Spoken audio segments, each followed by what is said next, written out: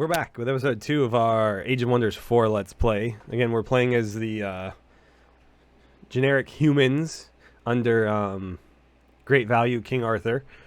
And the goal for this faction is going to be basically to make like a really religious kind of zealot Crusader gang. And just kind of see where things go from there. Why, there we go. My pan wasn't working for some reason. So, anywho, we're going to move things a lot faster in this episode and moving forward. So, I'm not going to go turn by turn. I'm just going to kind of hit major things that happen. If nothing happens in that turn, I'm just going to blow right past it. But we did have a couple of things proc at the start of this turn. Again, picking up right where we left off at the end of last episode, I just advanced to the next turn. So we queued up a heal army spell. We're going to throw that on our only army so that we can get them back in the fight. Let's see. We have a new Empire Development skill as well. We're kind of considering the Pacification perk, whatever, ability, skill. But since we don't have any free cities that we're currently interacting with, it seemed like a waste to invest in that now. Of course, we'll do it later at some point, but if there's no free city to gain relation with, there's not really a point in having that for the time being anyway. This will give us an additional Whispering Stone to interact with free cities with. We still have 2 of 2 right now, so we can maybe consider that when we find a third free city, but right now, again, we're at 0, making that useless. As you can see with the order affinity, we're getting a lot of diplomacy type things. With the nature affinity, we currently have the Nature Empire skill. Founding or absorbing cities takes -2 turns. Newly founded or absorbed cities gain 1 population. That's a pretty good one to have. I will wait until we're about to found our next city and go ahead and grab that. For 50 Imperium, it costs nothing, but again, I don't see any reason to take these before they're going to provide any benefit. One thing that we potentially could use immediately is the Seafaring skill. I may take that one now just because I might forget later and then wonder why I can't travel on the sea. So that is one I'll just grab, even though I don't necessarily need it this turn. But the rest of those we can wait until they become a little bit more relevant. We've started a rally without any vassals. There's nothing we can call upon. The way that this works, we didn't really touch on it last time, so I'll explain it here. But I think most of the game mechanics we've explored at this point, so I shouldn't need to sit down and explain too much more. Rally the Lieges basically will give you a list of all of the units that your vassals can currently recruit. So, as an example, I'm currently capable of recruiting archers, peasant pikemen, and scouts. As soon as I unlock this castle, I'll add footmen to that, or whatever the hell they're called. It's not going to show me right now. Footmen, shield guys, whatever they are. Whatever the sort of most advanced city of mine is capable of producing. And this includes arcane research units as well, I believe. Anyway, whatever the most advanced city is capable of recruiting. In the case of the minor factions, they only have the 1 city, so it's not that complicated. They'll be added here, and I'm able to recruit units from their pool for a discount. Essentially, they actually cost quite a bit less than it would cost for me to produce them myself. They also will train in effectively, I think it's 1 or 2 turns. So if I wanted to recruit a knight, they had access to a knight and I did or didn't, it still might be cheaper and faster for me to do it through them, even if I can do it myself in my own town. This will also include, we haven't encountered any yet, but wonders. If you've conquered a wonder and annexed it, any units that spawn from that wonder will also be added to the Rally of Lieges. So that makes wonders even more valuable to clear because they can potentially give you unique units that you couldn't get otherwise. For example, like ogres, dragons, things that most factions wouldn't natively have. So I'm going to start getting my army down to the south here. We're going to clear out this area first because I see myself expanding into these territories first.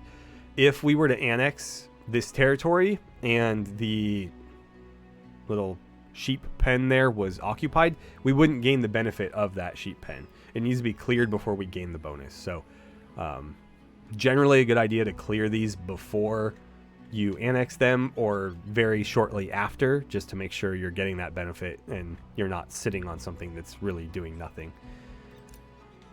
We'll keep pushing west.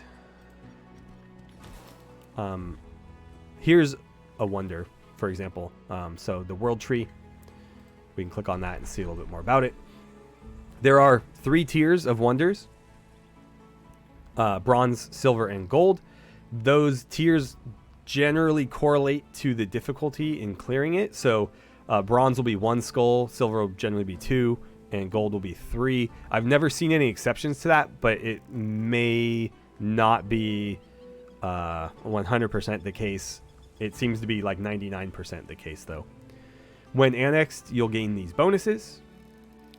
Blah blah blah. So it counts as a forester for adjacency reasons. You gain these things, you gain these things. For the Rally of Lieges, we would gain access to entwined thralls, entwined protectors, and entwined scourges. So basically units that are kind of within the theme of that wonder. And the real trick to these is you only get 1 army in. I didn't mention this last time, but an army is capped at 6 units, including the hero. So an army doesn't have to have a hero. You can have 6 unnamed units. It could be 6 archers, 6 pikemen, but you are capped at 6. Again, including the hero. It could actually be 6 heroes as well. You can do whatever composition you like, but generally you're going to need the best 6 units available because you're not able to connect or link up multiple armies and go into these things. It's just the 6 that you bring with you. For other battles, like these, if we were to camp 3 armies outside it and attack, we would be able to use all 3 of those armies. If you ever need to check whether or not an additional army will be involved, you can use this, and it will make the banners of any army potentially involved in that battle bounce up and down, so you can make sure you're getting reinforcements when you expect them. So push on up to here. And let's see. Didn't show us any minor factions. I thought for sure we'd have one close by. We've seen a couple underground passages now. We could go underground and see if there's a minor faction under us. But I'd prefer to focus on clearing as much of the above ground as possible, because we've only just scratched the surface.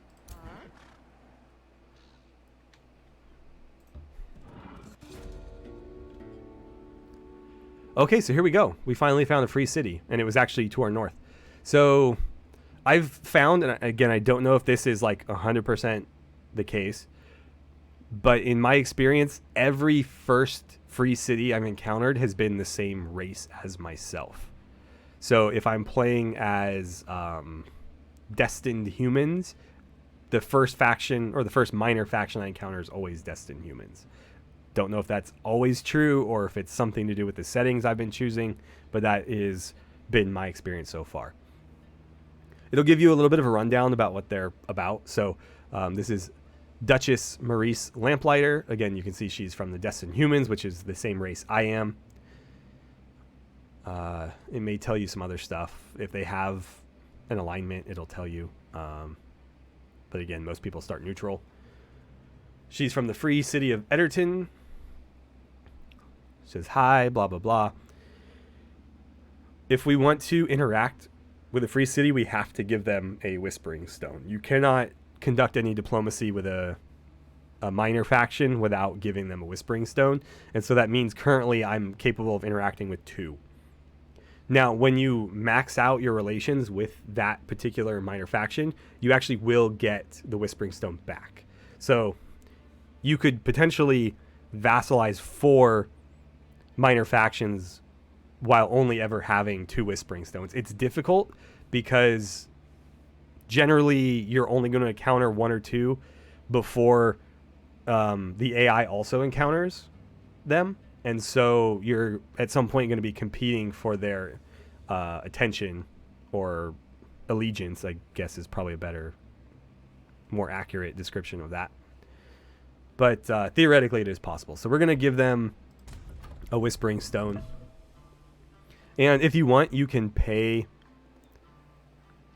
what the hell is this again? Imperium. We can pay Imperium to boost allegiance. So it would be 30 to gain 6. And then I think it increases like exponentially from there. So I'm not going to do that. We're not competing with anybody right now. We'll reach a pact of cooperation in 4 turns, which I believe means we can start... I don't know if they're added to the recruitment pool yet. Okay, so they don't contribute to the Rally of Lieges until the Pact of Loyalty, which is actually pretty far out. But, I mean, they're not going to have anything that we don't have because they're the exact same race. Unless they were further along in their city development. They might have, like, knights before we do. Again, there's some cost benefit there as well. But, generally speaking, we're not really missing out on much. This is going to affect how I expand, though. Unfortunately, I will be kind of competing with them for territory. Of course, eventually it may all be mine, but for the time being, I want to make sure that Eddarton has all the regions annexed that I want. And that may mean trying to snipe them before these guys get a hold of them. So we get our first kind of like quest interaction with Duchess, Marise, Lamplighter. You'll get several of these sort of throughout the process of vassalizing these factions. They're not quests so much as it's just like conversation decisions that will have some pros and cons. Often it's going to cost you, like you might have to pay gold and get a slight boost to your allegiance, or you might need to sacrifice a hero for a couple of turns to guard them. And so you lose access to that hero, but you gain allegiance, or they might pay you for the time. Generally just things to kind of add flavor to this process of vassalizing them. So let's see what our options are. We have, well, let's read through the text first. She's invited us to watch a joust hosted in Eddarton. 6 knights of the destined humans ride up and bow reverently to you and their Duchess. Again, we can actually change those titles. Not until we've recruited her, though. Jousts and tournaments are perfect opportunities for our knights to show their worth. She says, we are all glad to see your interest in our culture, King Alfred. Of course, it's the same culture as our own. If it pleases you, these knights would be honored if you would given them a few words. Okay, that's clearly a typo. She asked you to say something to the contending knights. What speech do you give? So may you be a beacon of hope to your people. We gain 13 stability for 6 turns in all one of our cities. The best of you is allowed to join my army. We gain a knight. Or chivalrous virtues elevate knights over common soldiers. And that would give us plus 10 alignment. So we'd be at, I believe, plus 20. The free knight is very tempting, especially because a knight is, I think, a tier... Oh, it's tier 3. I thought it was tier 4. But it'll be a while before we're able to recruit those. And it is a pretty powerful unit. So I'm leaning heavily toward that option.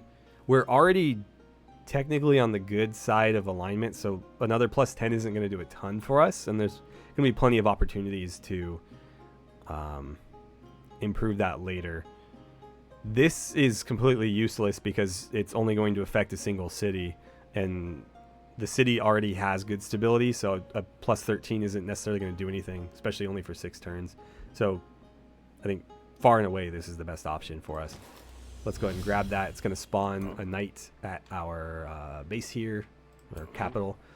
I'm not super impressed by the warg, to be honest.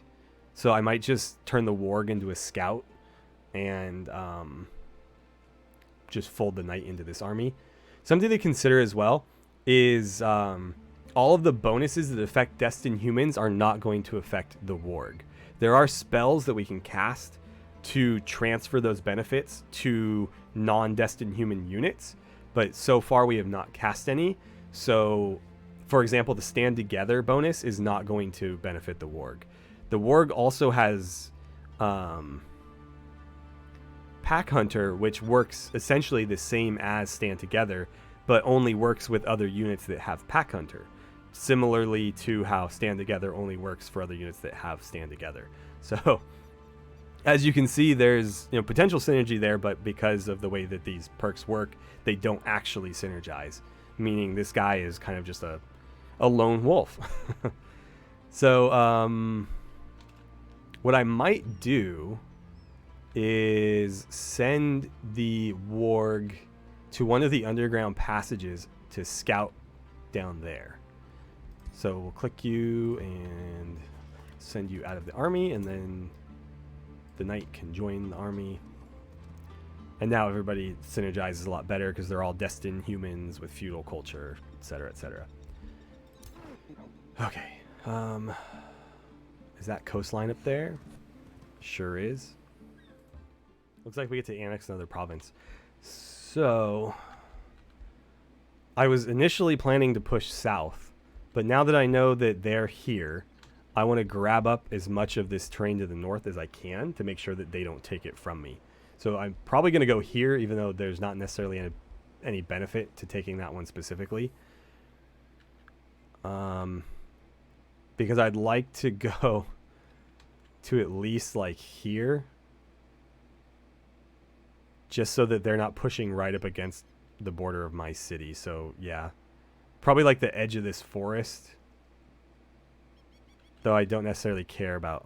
I mean, nice little food node out there. So let's throw down a forester here. Looks like our friends just expanded to the east, so they took this gold mine here. We're actually technically trespassing, so we're going to want to move out of there. Oh, and it looks like they took one to the west as well. Little pro tip here, if you want to see... So, for example, if we click on this right here, it's going to show us the nodes that are adjacent, but until it's actually our turn to select another one, we can't see what the borders look like. So we don't know like how far to the north that's going to push us. But if we go to one of our units here and click on this castle one, it's going to highlight all possible outpost founding locations, which will actually show us what those regions look like. So if we expand out here, we can see that that's going to leave probably 1 or 2 more out that way. This will take us right along the coast, etc., etc. So it's a good way to just kind of get a feel for how those terrain regions actually break down. And it's also going to show you where you're allowed to build outposts. Outposts can either just be fortified or turned into cities. However, only your heroes can build them. So even though the scout can show me where they're capable of being built, this guy is the one that has to actually do it. That or any other hero, which I can show you how to recruit those in just a moment. Something else to note, just because I'm all about aesthetics in games where we're building things, is the outpost and therefore the city that you found is always going to be pretty much direct center of this region, regardless of where you actually build it. So A, that's important for aesthetics, as I mentioned. B, it means that if you want to build in, say, this region here, you only need to step 1 tile across the border. And so as long as I'm stepping across the border and I build it, it's actually going to place it over here. So you don't need to move all the way into that region in order to do it. You just need to step in 1 tile. So 4-man function. Let's go ahead and attack here. Everybody's at full health. This is a safe battle, so I'm probably just going to auto-resolve it. But we'll make sure to get some manual combat in on this episode. Oh, we got a level up too. Ooh, a dwarven hammer. Let's take a look at that. I'm not going to use it because it's going to force me to dismount, and I'd prefer to be able to fight from horseback. But we'll see what it looks like. Obviously, it has changed his appearance. He's now carrying what's very clearly represented there, so you love to see it. Anytime, you know, you get cool equips, you want them actually represented on the character, and they obviously came through here, at least with the weapons and the shields. As I mentioned in the last episode, the armor is not reflected on the character, but in some ways that's for the best, because then you can equip whatever gives you the best defense and worry about adjusting your appearance through the actual character creator. With weapons, it's, you know, cool to see them reflected. Armor, you kind of want to stay in line with your faction appearance, and so it makes sense that it wouldn't necessarily override that.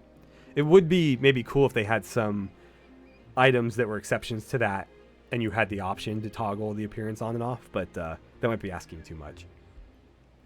So this is not the best. It's a tier 2 weapon, which makes it technically better than our sword. However, the bonus that it offers doesn't synergize that well with how it actually works. So it disables our secondary and our mount. And the effect that it offers is a charge strike. So we gain 20% damage per hex traveled up to 3 hexes. But by removing our mount, it actually limits our movement. So, you know, not necessarily the best benefit. The base damage on this is 10. The base damage on that is 26. So pretty substantial boost to damage. But the shield is giving us +3 defense against non-flanking attacks, which we would lose. So right now that 3 is actually, I think, our only 3. Let's see. What happens if I remove that? No, okay, so we'd actually be up to +6 from the frontal attacks. Right now we just have a 3 baseline. But I think I'm going to stick with the sword for now. We also leveled up. Let's see what we have unlocked down here. So the more points you invest into any one of these categories, or the more skills that you learn from them, the more new ones unlock. Defensive training is tempting. That's going to give everybody in our army +1 defense and +1 magic resistance. Strength training is going to do the same, but for +10 damage. There's also endurance training, which we haven't unlocked yet, but I would highly recommend, because it's going to give you +15 hit points to everybody in your army and +2 status resistance. So resistance to poison, resistance to, you know, being mind controlled, things like that. Very, very important, actually. A lot of the mobs that you'll fight in this game have a lot of really kind of bullshit status effects that they throw at you. There's a lot of mind control effects out there. And so anything you can do to avoid those is generally going to make your game experience more enjoyable. Let's go with defensive training now. The first one we took, Stand Together, is going to boost our attack by 20% so long as we're in adjacency. This one is going to make our units withstand damage a little bit better. So we'll increase the output of our pawns, if you will. Let's see, we just finished our archer. I'm going to start building another army there. So she can stay where she is for the time being. The warg, I'm just going to probably cut loose on auto explore. And kind of tempted to do the same with you. Let's cut her north, and we'll probably do auto explore on the following turn. Let's see. Before I advance, at any point you can recruit another hero if you want. So you just need to go to, real quickly, that was the hero overview, and then down to recruit. Right now our hero cap is 1. I think you get 1 per city. I could be wrong. I haven't paid that close attention, to be honest. And the penalty for going over the hero cap is not as substantial as the penalty for going over your city cap. It just means that they cost you a little bit more to recruit. So you'll actually get heroes from multiple sources. We have 2 unaffiliated. Those are the ones we just start with. So they're basically associated with our faction. And then you'll also get a couple from any minor factions that you're associated with. So you can see these are both from Clan Lamplighter, which is the Duchess that we were speaking to. And then each one will have sort of a trait.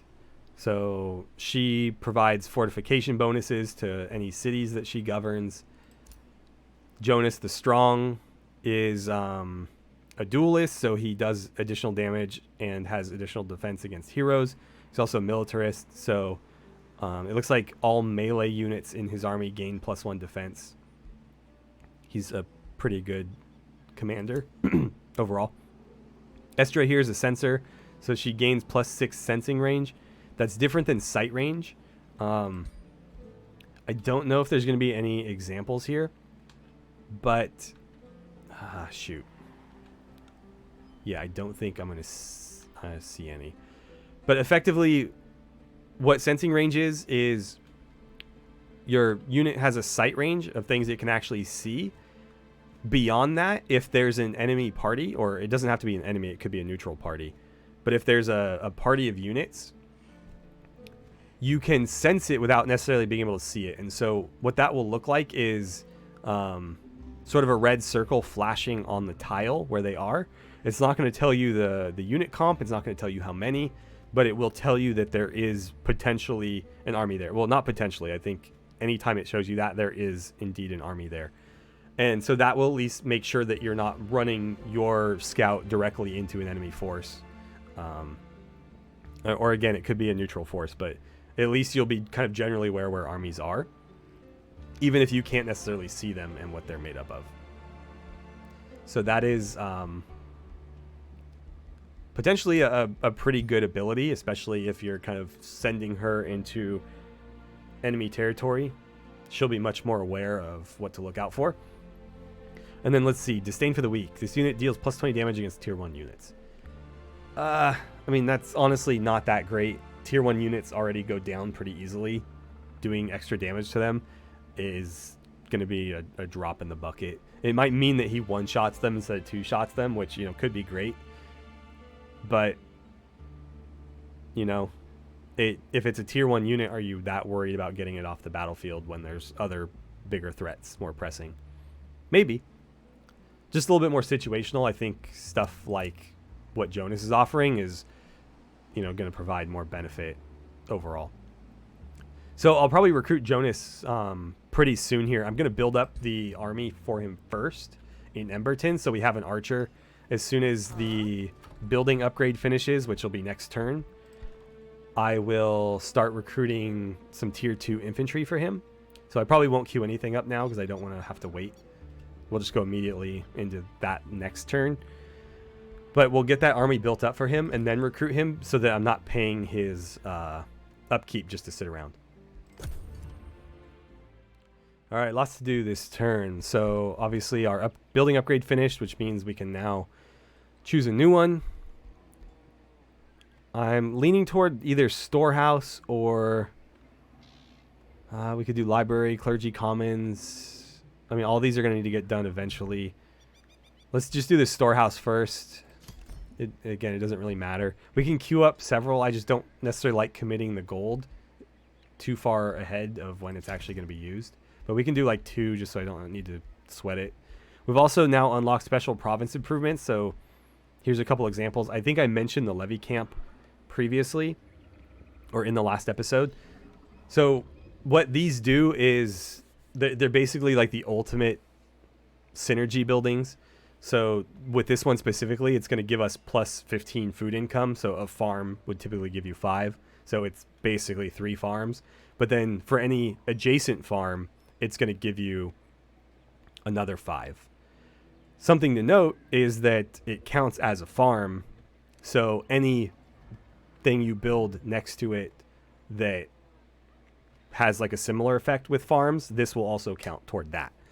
I don't think you can build more than one of these, but like in theory, if you had a bunch of these adjacent, they would all count as farms toward each other. and you just have absurd amounts of food. But I think you're limited to 1 per city. The Abbey is going to be similar, but with knowledge. And let's see, grant status protection at the start of the next combat to a friendly unit on the sex. I mean, I wouldn't worry about those effects too much, because what's the likelihood of starting a battle specifically on the hex where your Abbey is built? It's not very likely, unless somebody's raiding it, which is possible. But, you know, I like to kind of plan for things that are likely to happen, not very obscure cases that may or may not.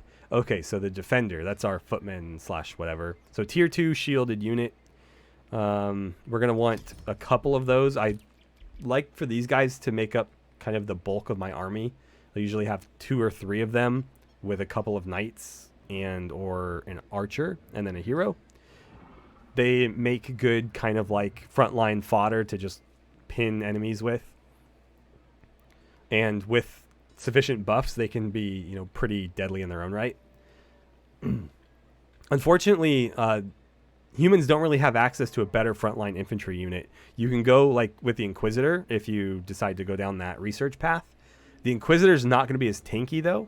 The trade-off is, you know, you get a little bit less sustainability in favor of having that ranged attack option. So it's kind of up to you what you prefer. I don't really like making Inquisitors my main frontline force. If anything, I'll throw them in as kind of a supplementary unit. The Defenders, in my mind, are still kind of the best for that. Now, if you use different cultures, I obviously went feudal, which plays a role in this. If you went industrious, then you would have access to a tier 3 frontline shielded unit. So again, the culture plays into this as well, and as to what units you have access to. I don't think Industrious has any cavalry though, so you basically sacrificed your knight for a heavy infantry instead. Faithful Whispers is complete, so we can actually cast this now that we've met a minor faction. Let's see. Hold the Line is good, but it requires active casting. Signet of Knighthood is interesting because it will, I mean, it's not going to really benefit us right now, as you can see. This tells you how many units you currently have that it will affect, and right now it's just the warg. But this kind of goes back to what I was talking about before, why I took the warg out of my army, is Stand Together is not conferred on any units that aren't from the feudal tree. So this spell would confer that benefit to all of our non-feudal units, so we can kind of retroactively apply it. So it would apply to the warg if we cast it. It's probably not worth getting and casting just to make the warg have Stand Together. But as we, you know, move along, we want to be able to apply this to several things. As I mentioned before, there's units that we want to get that aren't part of the feudal tree. So like the Inquisitor, for example, not a feudal unit. The Zephyr Archer we looked at last episode, not a feudal unit. So if we want those guys to get the Stand Together bonuses, we'll eventually need to get this and cast it. But that doesn't necessarily mean we need it now.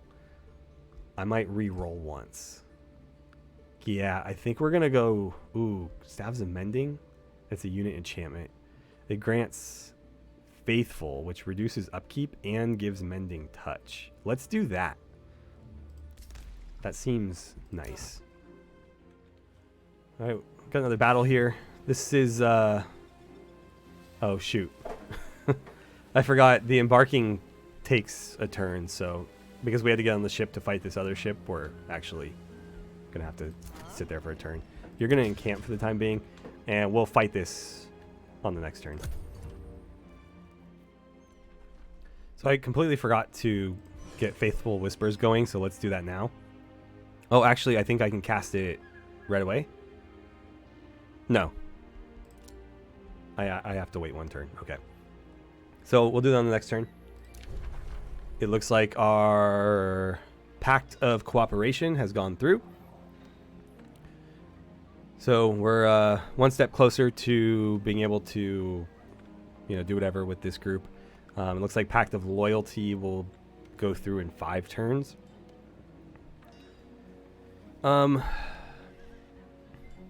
That will contribute 2 units to the Rally of Lieges. That's good to know. I don't think we have anything right now. Yeah. But eventually they'll populate that. Let's go ahead and fight here.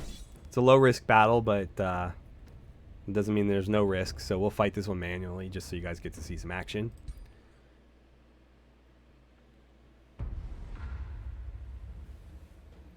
Oh, apparently we're fighting this one on the on the high seas. I actually think I've auto-resolved every battle with mobs that took place on the water, so I didn't realize that we're actually on boats for this. It's kind of funny, especially because there's like plant monsters and wargs rowing boats.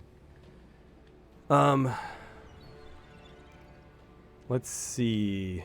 How do we want to arrange this?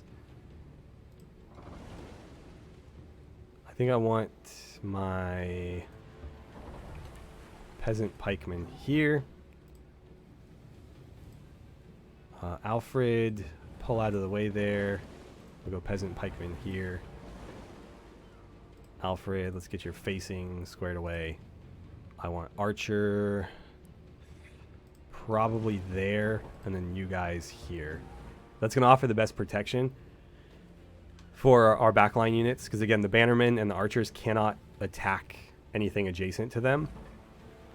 Also, they basically become useless if they're pulled into adjacency. None of their abilities will work.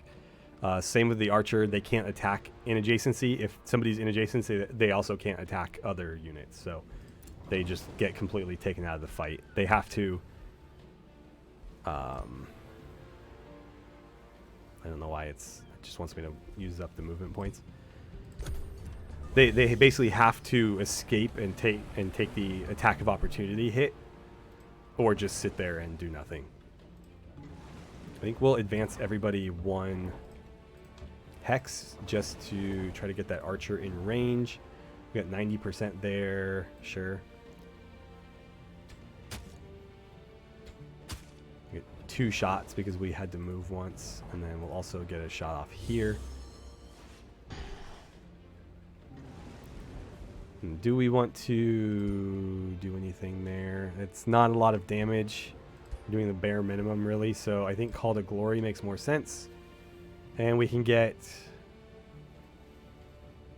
everybody but our king. How about that? Not so worried about him. So they're going to make the first move, potentially? No, they're going to try to flank around. Right, I keep forgetting these guys are hybrid units, and so they are less inclined to attack. They're going to sit back and shoot as much as they are allowed to.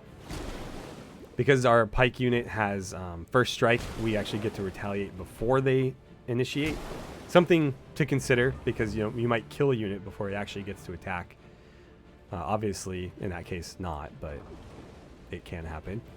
I think we're going to move our king into adjacency, just like we did in the last battle. We want to pin these guys and force them to fight in melee rather than shoot our backline units. And our knight can do the same. The knight has that charge strike that we saw from the dwarven hammer. So because they're moving, they're actually going to do quite a bit of damage. Another interesting thing to know about the knight is it cancels retaliation. So not only do you do a bunch of damage on that initial strike, but the enemy actually doesn't get to hit back. So when you have units like this, it makes a lot of sense to go after those initial strikes. But as I was mentioning in the first episode with, pikemen, defenders, things like that, it actually is, potentially bad to do that. You just need to be using the right units for the job, as with most things.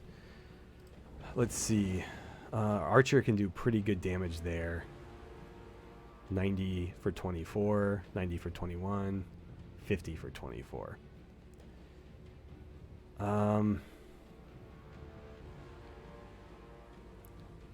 Let's try to deal with this warg first, since it's got our unit pinned.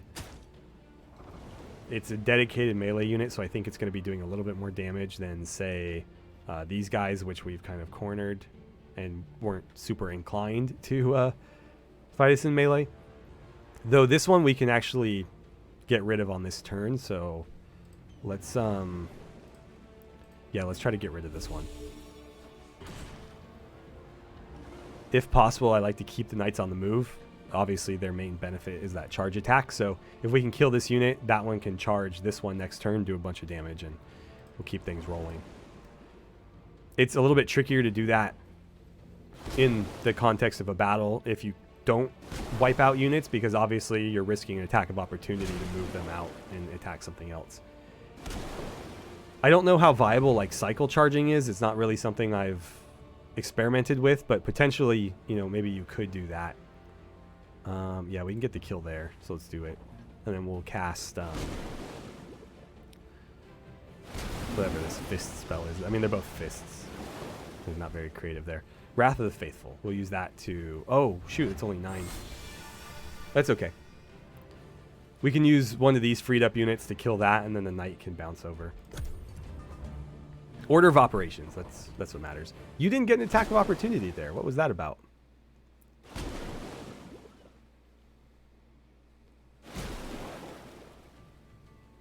You get to retaliate, right? Perfect. So we got the kill there through the retaliation, so you freed yourself up.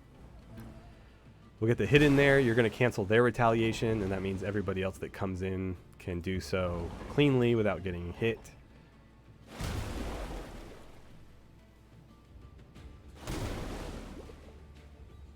And we'll let you do the honors. Cool, so we didn't take too much damage there.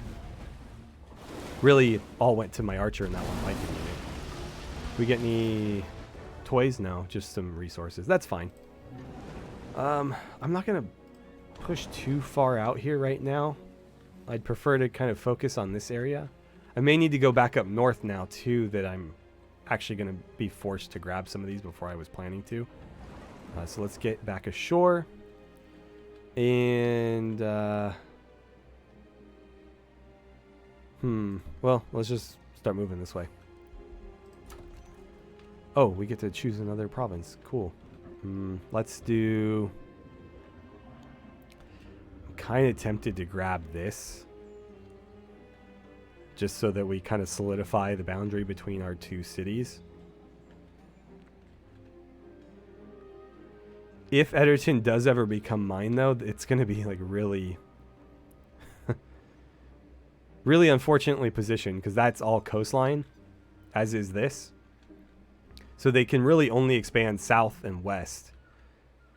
And honestly, this might be... No, that's not coastline. It's just a hill. So with us here, really they can only go west. Which means I might want to give them some space.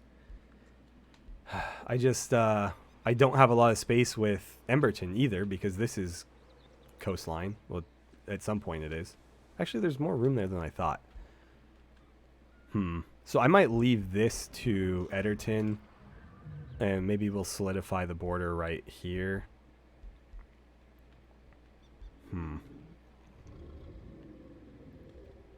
I don't need to worry about it too much right now, because from where they're at, they can only go here, here, or here. So these two are not being contested at the moment.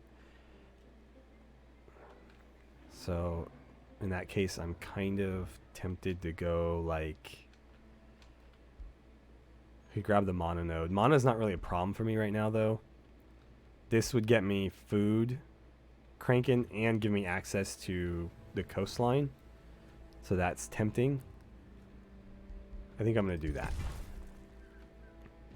I like to go food because, again, growth means more annexations, which means more other resources. So here's a bronze level ruin, the Contender's Ruins. If we were to conquer and annex this, we'd gain access to a Brewer Ogre and a Butcher Ogre. Both tier 2 units. It looks like Duchess Marise wants to share some secrets. She unexpectedly demands that we share wisdom and lore with her. Her words betray her ambition. I confess that I seek your tutelage in the ways of magic. I can advance my aspirations through your generosity and compassion. Knowledge is what I desire, O King Alfred. I would become a powerful ally to your cause. What say you, my king? Will you grant me access to your troves of knowledge? So another cool kind of RPG aspect to these interactions is that depending on your affinities, you may be able to do affinity checks. Here, we could say, no, mastering magic is a journey, not a destination, Duchess, based on our order. Because we're only at affinity 4, it's a 50-50 chance whether or not we would pass or fail. Obviously, there's some potential downsides to failing. Actually, pretty substantial ones. We would lose an order affinity if we failed. So probably don't want to go that route. We can, of course, just give her some of our knowledge. So we lose 20 knowledge per turn. It doesn't appear to have any chance of delaying our research significantly. So that might be the way to go. We could sell our knowledge to her. It looks like it's going to give the same amount regardless. The main trade-off there is we gain gold instead of allegiance. I think I'd prefer the allegiance at this point.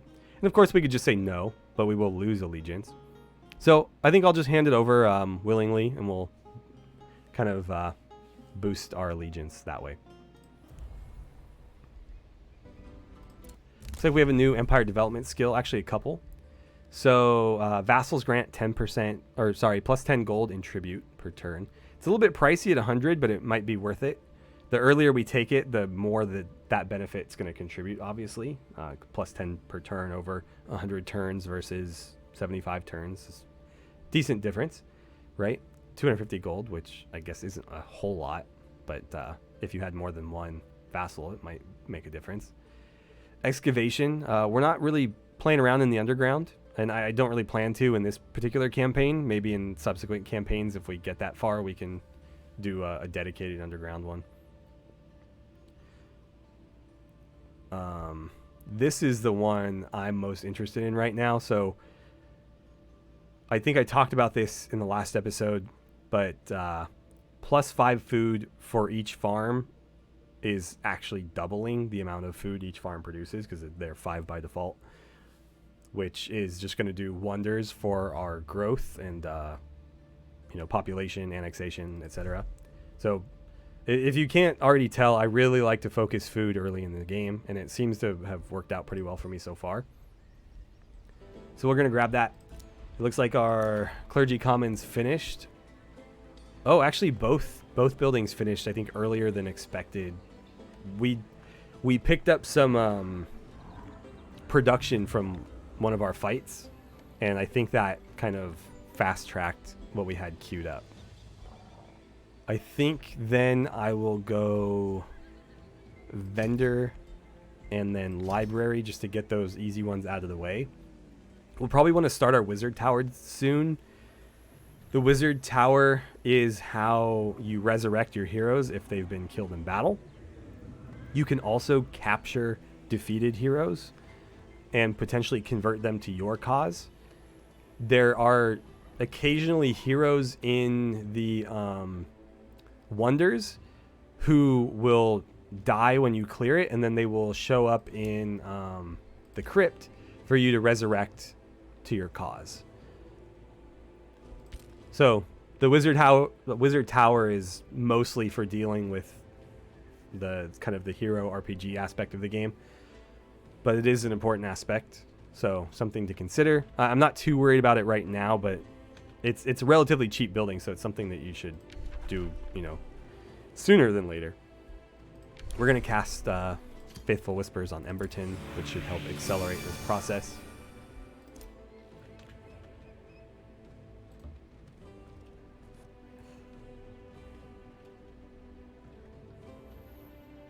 Looks like we found another mob spawner, so we'll want to be careful in this area.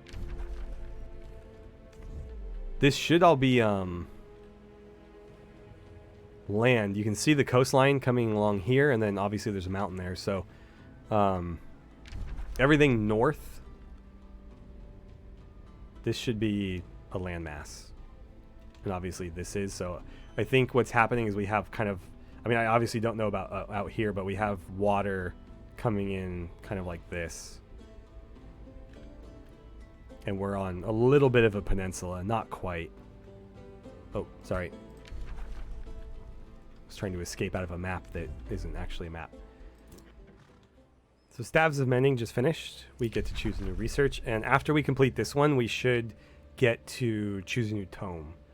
So ideally, I don't want to do anything that's going to be a significant time commitment. I should also mention that just because you change tomes doesn't mean that these researches go away. They'll get continually cycled through the random 3 that are chosen. So it doesn't... There's no real reason not to kind of rush to the next tome, because the researches that you skip will always be there for you to pick up later. That's why I tend to go for it. Even though like Signet of the Night is something I really want, I'm happy to put it off until it's a much shorter research project, because I just want to get to the next tomes. Let's see. Yeah, unfortunately, the knowledge that we're giving away is kind of hurting us here. Things that were previously 4 turns are now 6 turns. I'm going to go Convent here, just because I'm trying to keep to relatively short things. That provides a very tangible benefit. The Chaplain is very similar to the Bannerman that we have, so while it's kind of more thematically what I'm going for with like the Crusaders, it's not a unit I would probably bother recruiting, so I don't really see a point. We're finally up to Pact of Loyalty with Eddarton. That means we'll have 2 units in the Rally of Lieges next time it triggers, and they will reinforce us in combat. That means that they have to be like not necessarily an adjacency on the overland map, but they have to be close enough to reinforce. Actually, more importantly, sharing its vision is quite nice. So let's see if we go here. Oh, it's not going to show up until the next one triggers, but that'll be in 4 turns, so we'll see it soon enough. Time to annex another province, and kind of tempted to go coastline here just so I can, again, access those other buildings. But there's so many other things we need to worry about building right now. It's maybe not a huge priority. I kind of want to go east just to see how far that's going to go.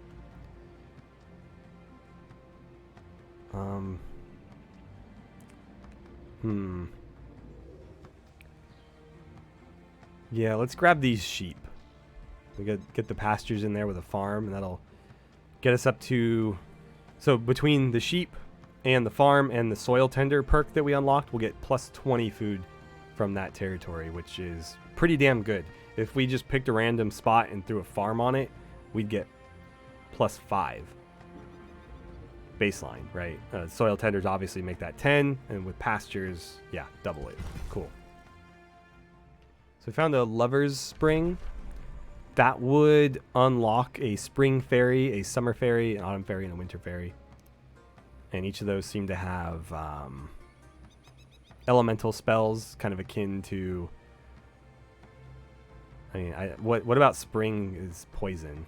Summer, fire, okay, kind of warmest time of year. Autumn, lightning. Is there more storms in autumn? I kind of feel like there's maybe more storms in spring, but maybe I'm overthinking it. And winter obviously is going to be frost. So if you want elemental stuff without having to go through all the research, there you go.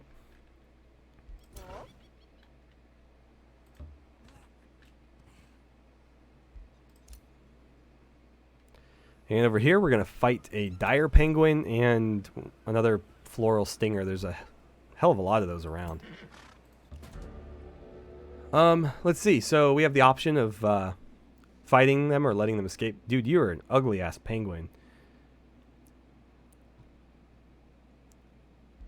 Right, so I mean, obviously we're going to go with the good option because we're trying to stay good alignment.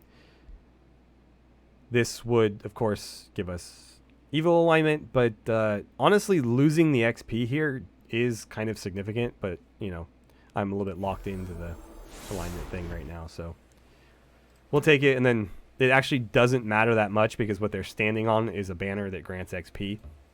So we're getting the XP anyway, but we could have had more, is my point. And our ruler leveled up there, so we're going to choose one more level up till we get our first signature skill. I'm kind of tempted to take Lord of War just for the extra movement. Kind of get more done per turn. But I think we unlocked... No, I think we need one more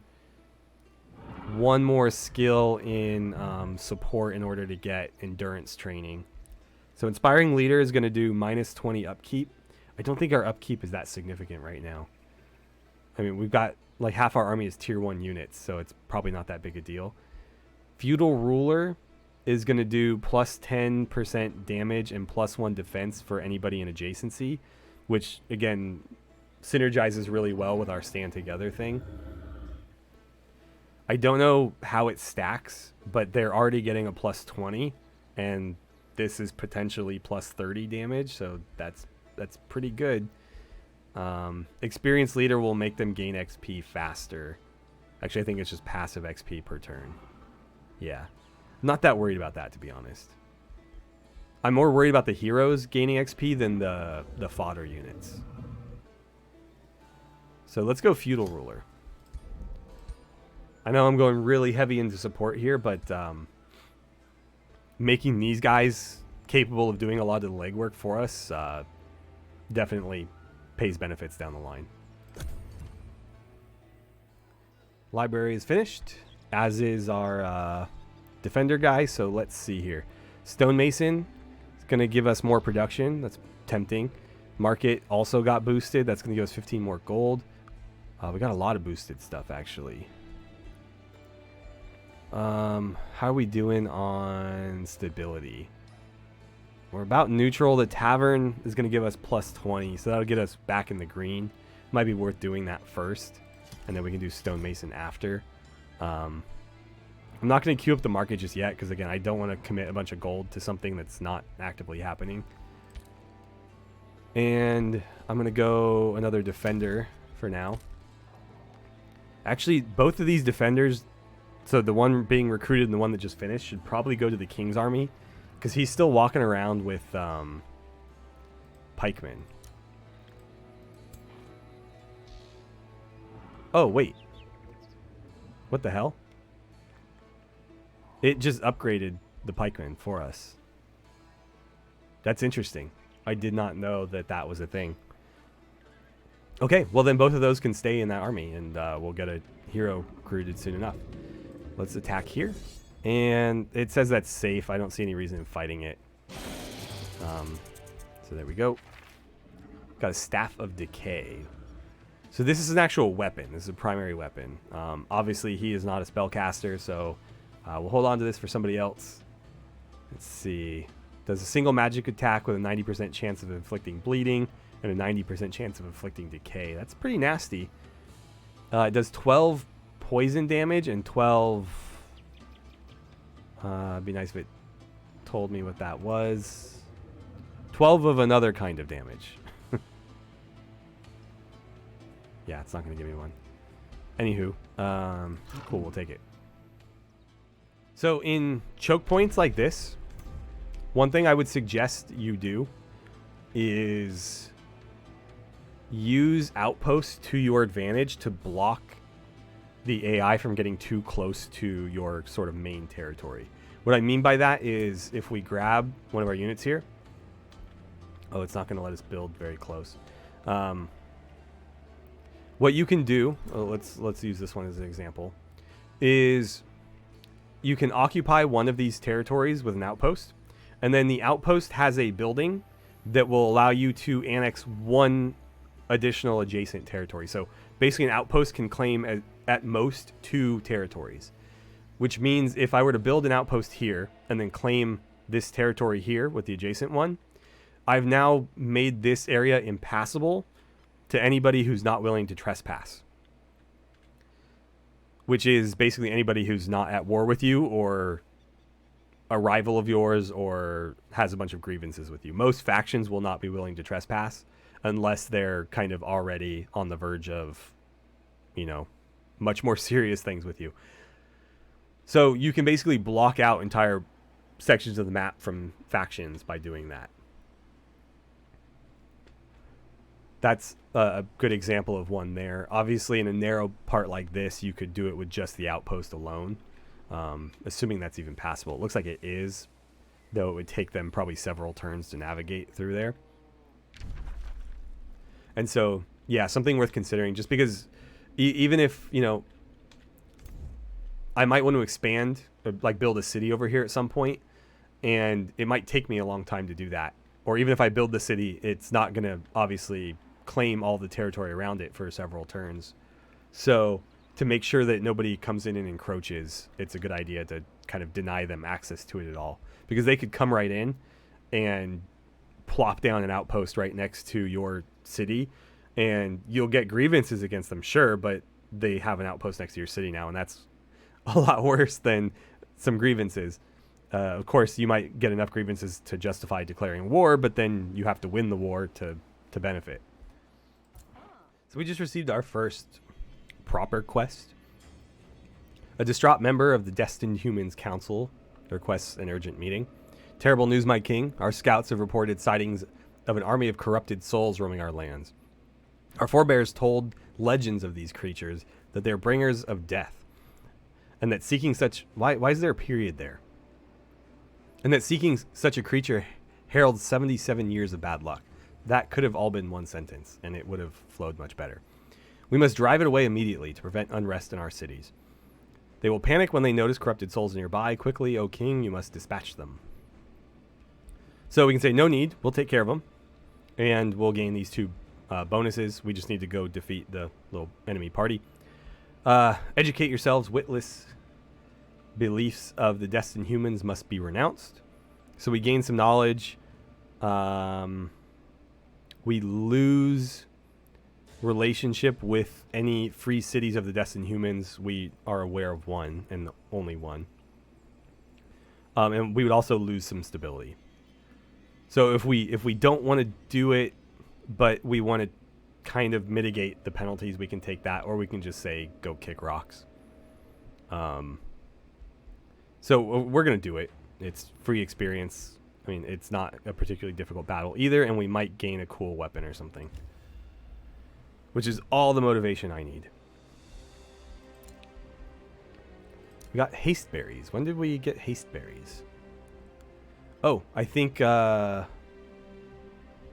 relationship progressed with Eddarton, and so they are now a vassal, meaning anything they've annexed, technically we also own. I don't see... Oh, there they are. There's the haste berries. Okay, so yeah, they did annex haste berries. And Fireforged Stone, which is that one over there.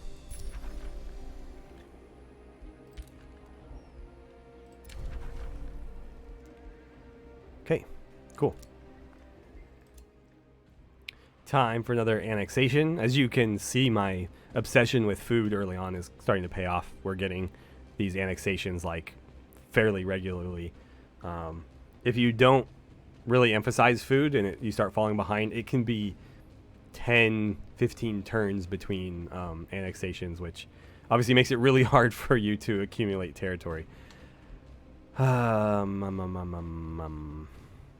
Without knowing where this goes, I'm a little bit reluctant to just throw down something right there.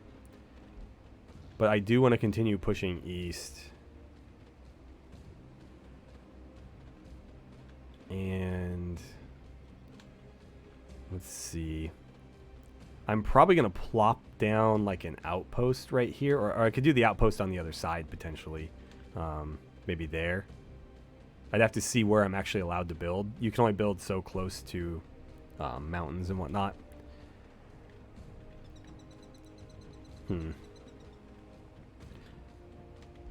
Well.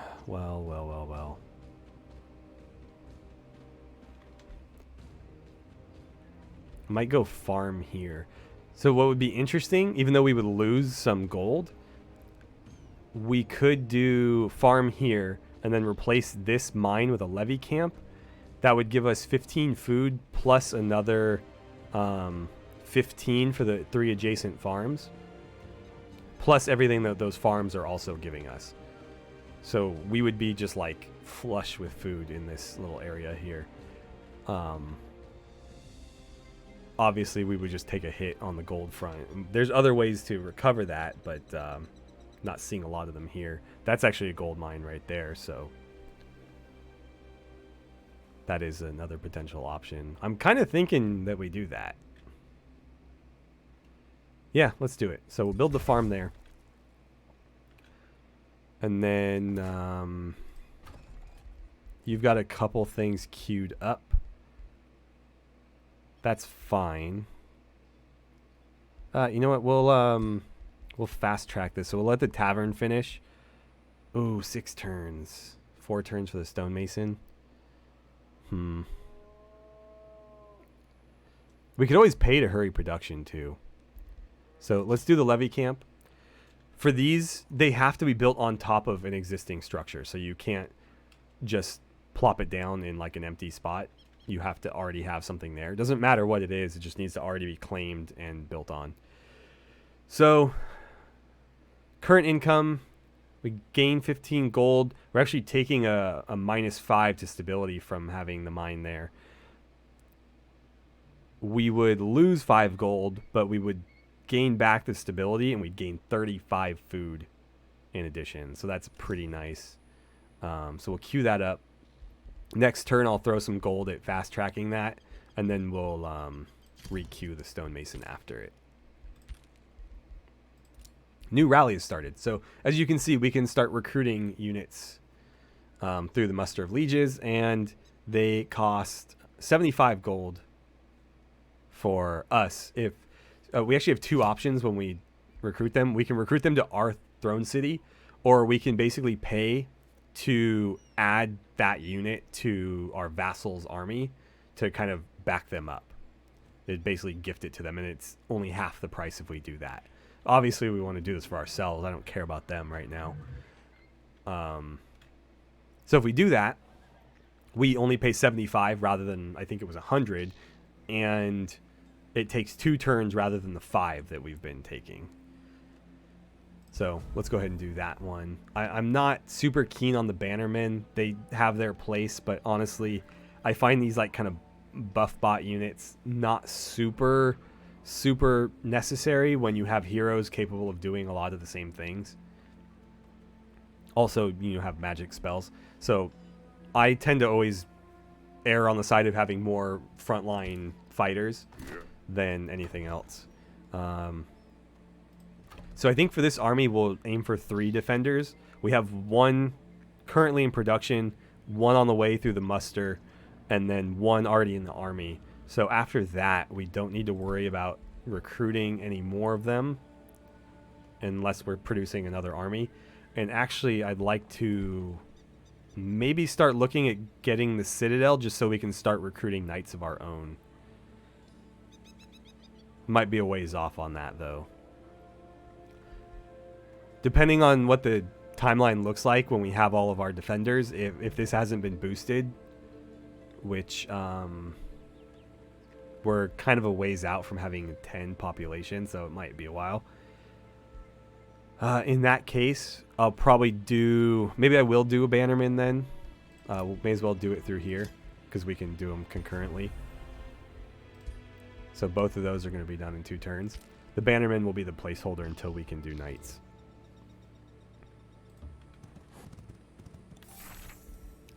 Ooh, we got a nightmare. Let's see. What does that look like? I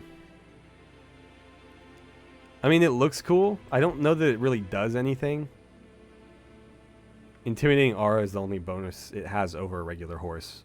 Regular horses have very fast movement type and cavalry.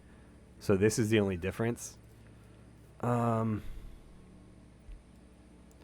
don't know, man. It looks a little bit demonic for somebody this zealous.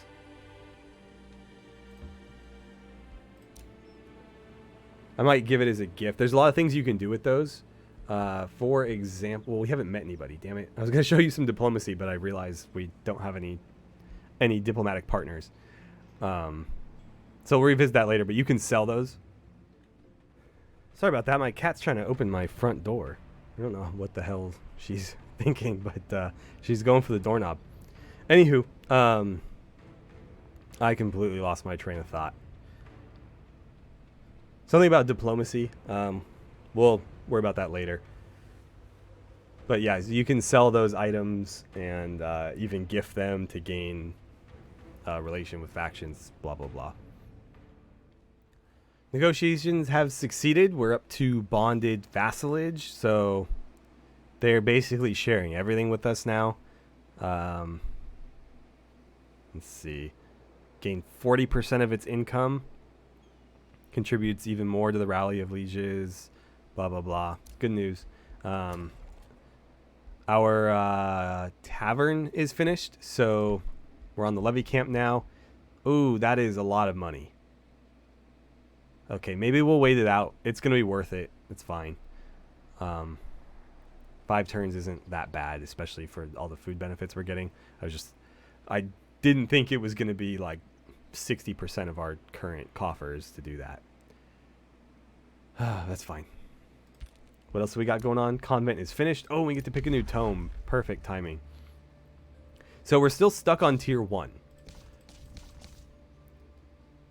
I believe you have to do 2 tomes of each tier to progress. So we'll probably just stick with the religious theme for the time being and go zeal. Condemnation is pretty good. And there's several ways to stack it. So this particular version of it does 15 spirit damage. It also gives them condemned, which gives them a -3 status resistance. So you can basically hit them with other things. It just weakens them. And there's versions of this that do it en masse. So you can basically hit up to like 6 units at once. Or I guess, would it be 7? Anywho, yeah, condemnation can be stacked and make it really effective. There's other things like Legion of Zeal, which gives spirit damage to all of our base attacks. And that would apply to like all the units in our army. So all the defenders, the warg, the knight. I think they have to be... Well, I guess it's not going to apply to archers, which is unfortunate. But I believe there is a way or a different spell that applies it to range attack. So it's not like we lose out. We just need a different spell. The Zealot's not very good, if we're being honest. But it's a summon. It's not a recruitment thing. So you can basically in one turn get a unit out there if you need backup or something. So in a pinch, they can be helpful, but generally not the best thing. Aside from that, tier 1 tomes, maybe pyromancy. That kind of fits with the theme we're going for. I probably would not do like magma spirits, but maybe a pyromancer. Some of the, I think I'm more interested in like the spells, to be honest. Like being able to buff our weapons and arrows with flames is pretty cool, and then having the strategic and tactical spells that light things on fire is kind of in the realm of what we want to go for. It's also going to kind of dip our toe into chaos affinity, which will let us start exploring this tree very slowly. We don't really need to go any further into it than that. That will just very slowly start accruing enough. I don't know what they call it. Is it just XP? It's income, apparently. Just affinity income. Again, we'll only get, 2 per turn? But over time, that'll get us some of these early ones, which, aren't terrible. -30 upkeep for tier 1 units. Pretty good. Defeating an infestation grants you a unit based on the infestation defeated. So a free unit. Pretty good. So yeah, I mean, a couple spells that we're interested in and having access to some new things here. Potentially worth it. I don't know if there's any astral tomes that I'm interested in, but it might be worth grabbing one just to explore that. I'm not going to touch shadow in this just because of I mean, we could just barely, but Shadow also aligns heavily with evil alignment, and I don't want to get into that with this faction. So Pyromancy is definitely on the table, but for now let's focus on Zeal.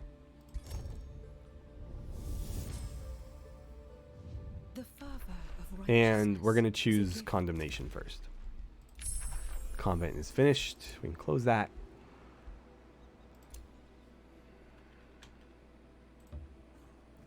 So we found a new wonder. Oh, and we might have just discovered a faction. So Pantheon Shrine. This would give us a blessed soul if we annexed it. Let's see, who is here? This is another free city. Okay, so not another faction. Are you wearing sunglasses? What's up with your eyes? It's also just more humans.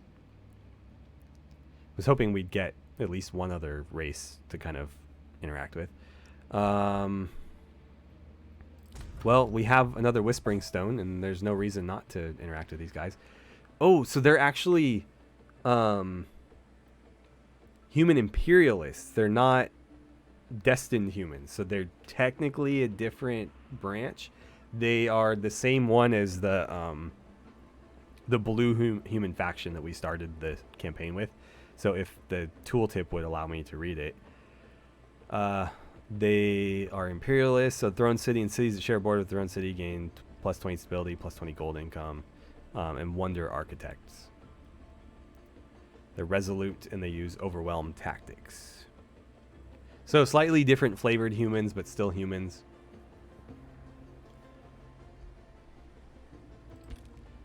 We'll go ahead and try to recruit them. It doesn't look like... I'm not sure if it will show me other competing factions until we've discovered them. So the human imperialist main faction could already be, you know, pretty far along with these guys, and I just don't know it. I'm not sure how that works. I know that if you've discovered the faction and they're currently competing with you, they will show up on here. I don't know how that works when they're not discovered. They may or may not. And we'll finish this off with a little event here. So it looks like we have another opportunity to grab some alignment. Interestingly, we can gain some stability in exchange for freezing our production for 2 turns. I'm honestly more interested in what we're producing than gaining some stability. Stability should be fine. So basically the choice becomes, do we want the XP or do we want the alignment? I think I'll take the alignment.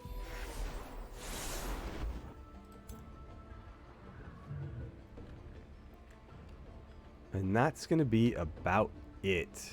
I'm going to move you on over here. Since we're in this area, I'm going to try to go complete the quest just to get it out of the way. We have like 28 turns to do it, but, you know, why not just do it now since we're over here? And then I might throw down an outpost as well. The only question is whether I'm going to build it on this side or on this side of the gap. If I built it on this side, again, I'd have to see where I'm allowed to build it. It doesn't look like I can build it here. But if I build it here, I might be able to annex that territory and make this impassable to anybody who's not willing to trespass. So we'll have to think about that one a little bit. Otherwise, I guess we'll call it here for the time being. Things are moving along pretty nicely. I'm going to try to pick up the pace a little bit more. I think we made it through 5 turns in the first episode, and we're at 18 now. So we almost tripled the pace, but I think we can do a little bit better. I'm going to stop showing as many of the little events. Anything with a, you know, dialogue choice, I'll of course loop you guys in on. But you don't necessarily need to probably see every building I choose or know the logic behind it. Same with some of the spells. I'll show you when they finish, maybe, but you don't need to be involved in the choice every single time. I mean, let me know if you guys like hearing all the thought and kind of gaining my insight as to, you know, what things synergize well and some cool units or spells to focus on, I'm happy to discuss it. It's just a matter of like, do you guys want to see progress or do you want to see more in-depth stuff? Entirely up to you. I just need to know what you prefer. So, anywho, thank you so much for watching, and I look forward to seeing you guys back here for the next one.